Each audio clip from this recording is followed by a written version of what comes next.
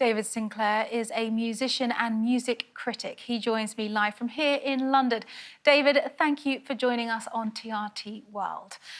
Tina Turner leaves a legacy of unforgettable hits, but what will she be best remembered for?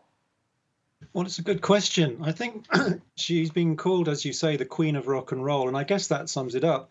But she was kind of more than that, really. I think she would be remembered as an incredible soul singer when she started out in the Icon Tina Turner Review in the 60s. And then she kind of had a terrible period in the wilderness when she left Ike Turner in terribly extreme conditions. You know, he was a very abusive kind of a husband, and that story was told in the film that came out about it and her book.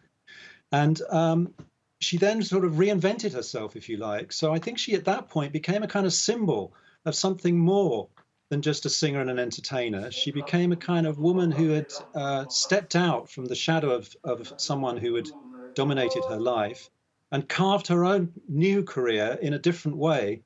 And I think that's probably as much she'll be remembered for that as well as all her other talents: singing, dancing, acting. She was a very, very talented performer in all departments. I mean, as you touched on there, she was a survivor of domestic abuse who then went on to inspire other women. What impact did she have by sharing her story? Well, I think a pretty big impact. I think that she always kind of understated it, if anything. The trials that she went through, and I think she did bring to light a lot of the sort of injustices that some women have suffered, and she was someone who had a kind of the answer, if you like, which was to get out from that situation and to do it for herself, and I think that her influence, you can see it very clearly on a whole generation of solo performers that have followed her. People like Beyonce, obviously, with whom she was very close and friendly. And I think Janet Jackson probably was influenced by Tina Turner to quite a large extent.